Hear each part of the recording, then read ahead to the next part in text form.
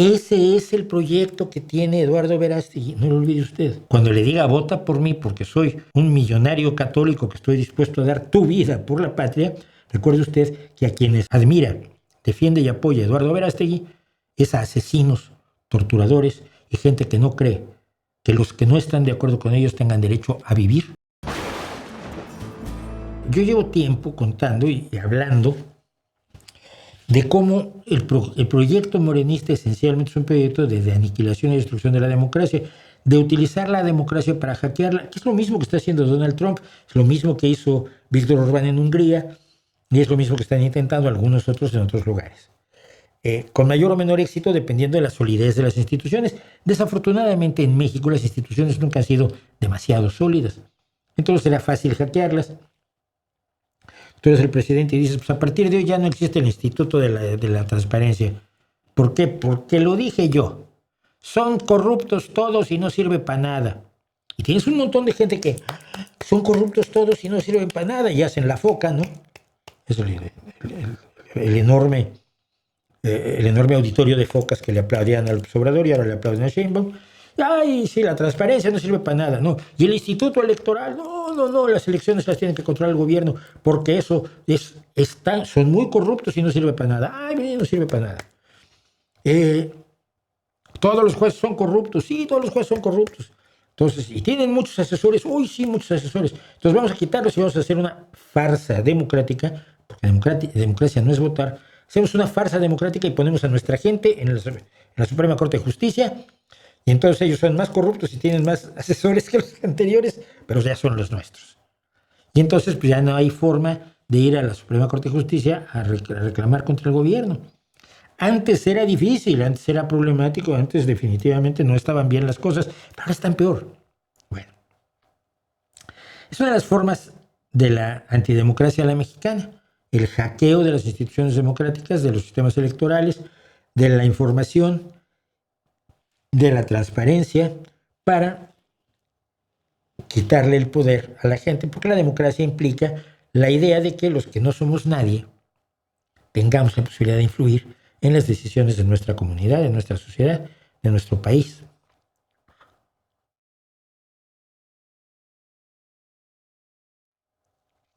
Bien. Pero la ultraderecha mexicana tampoco está en favor de la democracia, no vayan ustedes a pensar.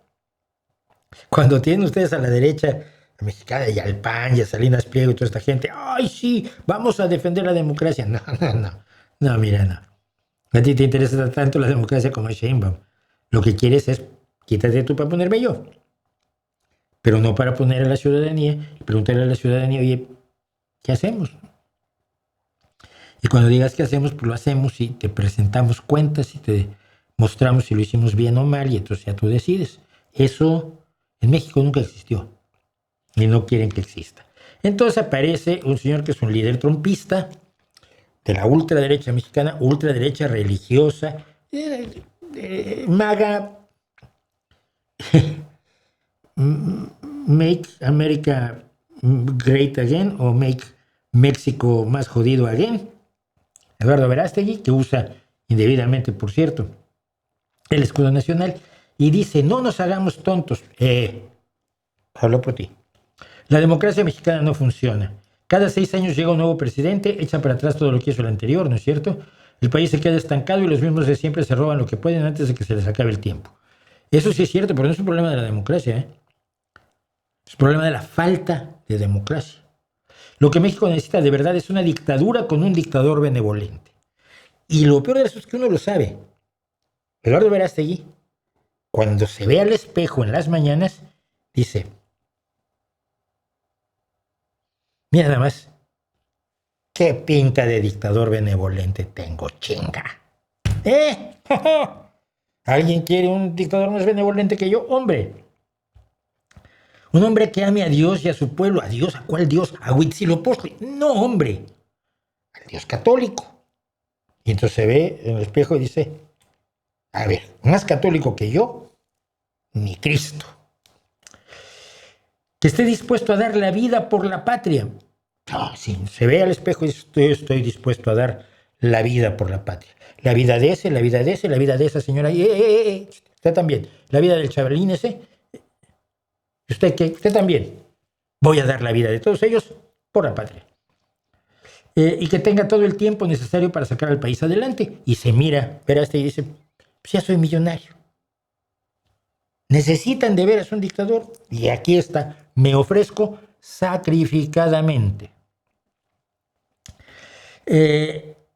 Rodeado de un gabinete de puros profesionales y expertos en cada área. No, lo peor que se te puede ocurrir. Que gobiernen con visión de largo plazo. No, mira. Aquí hay que aclarar, antes de llegar a lo esencial, tengo que pasar por esto.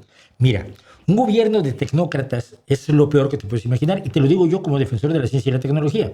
¿Por qué? Porque la política no es eso. La política demanda sensibilidad política y comprensión de elementos de carácter humano que no tienen los expertos. Tú quieres hacer un camino, llama a un ingeniero. Ahora, de todos los caminos que se pueden hacer en el país, ¿cuáles surgen, cuáles hay que hacer antes, cuáles son más necesarios, cuáles tienen mayor valor para su población, cuáles son indispensables para salvar vidas, incluso para trasladar gente cuando está enfermita y tal? Eso solo lo sabe la sensibilidad política. Sí, lo hace con los datos. Los asesores, los técnicos, los profesionales, todos ellos están allí para informar la toma de decisiones de la política, pero la política es una toma de decisiones con sentido político y social. Si sacrificas la eficiencia a nombre de todo, acabas matando a los trabajadores. Y eso lo sabes bien, Eduardito, Verastellito, es que genial. Porque una persona con poder absoluto, pero con honor y fe en Dios, claro, fe en Dios. Hitler tenía una fe en Dios brutal. Dios, patria y familia, decía Mussolini, ¿no? Puede lograr en una generación lo que esta democracia no ha hecho en 100 años. Y para demostrarlo con sus profesionales y técnicos, tiene nada. Salivita de un dictador benevolente, creyente en Dios y millonario. Hay que dejarlo claro. Y aquí empezamos. Porfirio Díaz fue el mejor presidente que ha tenido México. Y fue dictador. Pinochet fue lo mejor que le pasó a Chile. Franco fue lo mejor que le pasó a España en los últimos tiempos. Vamos a verlo. Yo votaría sin dudar por un mexicano católico, patriota y valiente, dispuesto a dar la vida de todos esos por su país, por amor a Dios. Y se ve en el espejo y dice, ¿para qué le buscan? ¿Ah? Uy, Dios, es mi amigote. Nos vamos de cervezas juntos. Un líder rodeado de los mejores expertos en todas las materias para sacar a México adelante de verdad y en tiempo récord. Votaría para que se quede el tiempo que sea necesario hasta convertir a México en una potencia mundial. La democracia en México es un chiste malo que ni risa da. No, pero menos risa da tú esto que voy a votar por un dictador. Mira, es que hay que ser tonto. Si vas a votar por el dictador, entonces estás votando democráticamente, ¿no? O sea, la democracia es una mierda, pero tú votarías por un dictador si fuera un dictador como tú, Eduardito Verástegui. Y bien, vamos a ver qué es lo que nos está diciendo este señor, que es lo mejor que le ha pasado a México, a Chile y a España. Porfirio Díaz. Por Porfirio Díaz existió la esclavitud en las haciendas de Nequén, en Yucatán, después de quitarle sus tierras a los indígenas mayas y obligándolos a trabajar de sol a sol con deudas perpetuas que heredaban sus hijos. Pero eso no era nada junto a la esclavitud en Valle Nacional en Oaxaca, donde había un centro de trabajos forzados, donde jornaleros y opositores políticos eran vendidos a los hacendados del tabaco para que los hicieran trabajar hasta morir, como en los campos de concentración nazis. Pero además deportó a miles de indígenas yaquis de Sonora, exiliados al sur de México para trabajar como esclavos en condiciones extremas, muriendo grandes cantidades de ellos. Nadie sabe ni siquiera cuántos murieron. Tenía las tiendas de raya, tú sabes, tú no veías dinero nunca, veías las fichas que te daban la hacienda, que solo podías canjear en la tienda de la hacienda, donde generabas una deuda que se heredaba a tus hijos. La persecución política, no sé por qué dice persecution. Vamos a tratar de corregirlo, a ver si no me lo...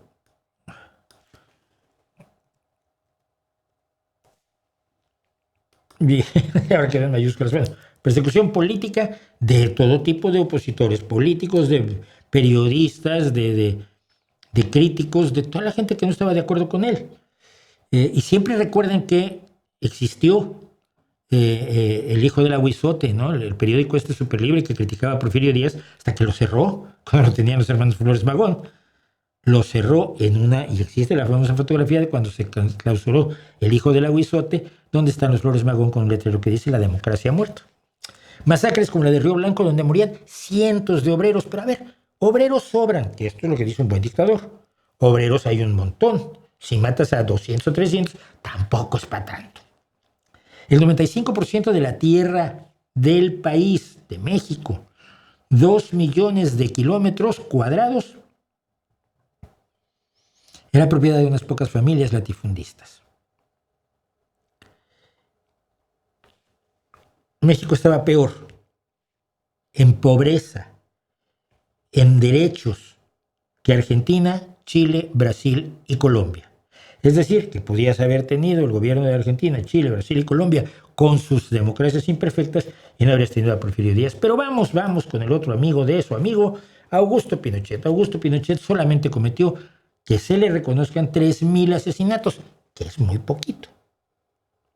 ¿Quién de tu familia no ha matado 3,000 personas así un día que salió y se tropezó y por accidente, 3,000 muertos?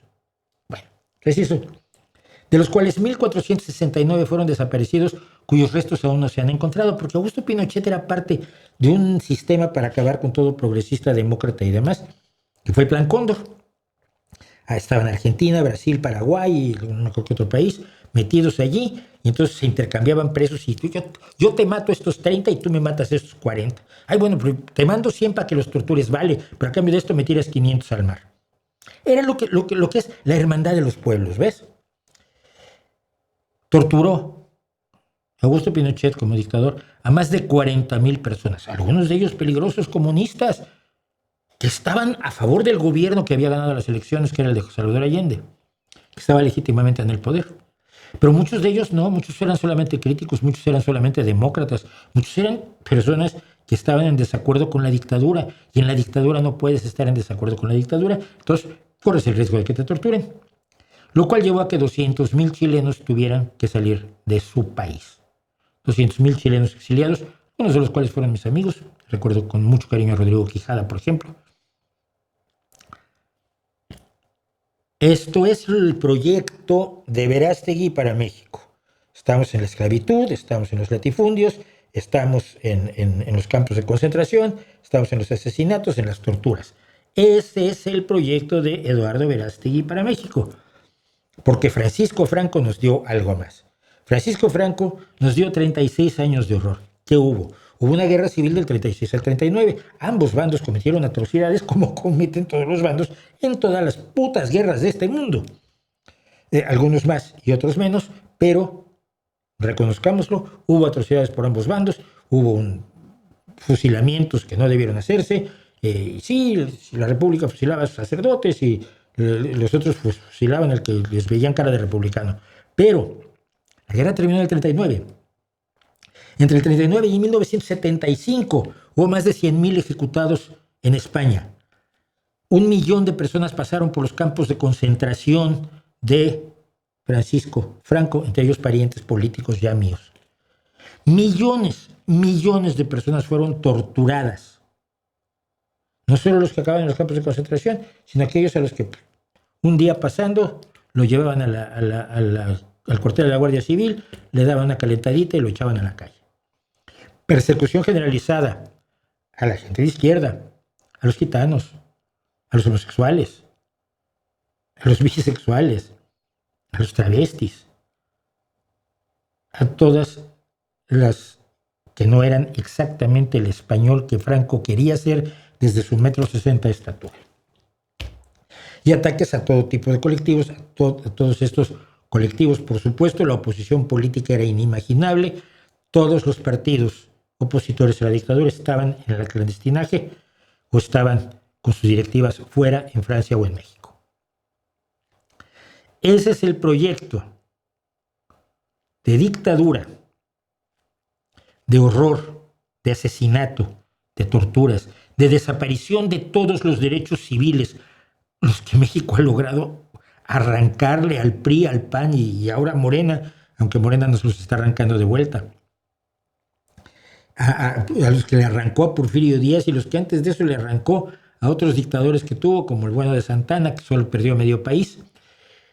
Ese es el proyecto que tiene Eduardo Verástegui, no lo olvide usted. Cuando le diga vota por mí porque soy un millonario católico que estoy dispuesto a dar tu vida por la patria, recuerde usted que a quienes admira, defiende y apoya a Eduardo Verástegui es a asesinos, torturadores y gente que no cree que los que no están de acuerdo con ellos tengan derecho a vivir, o por lo menos a vivir en paz.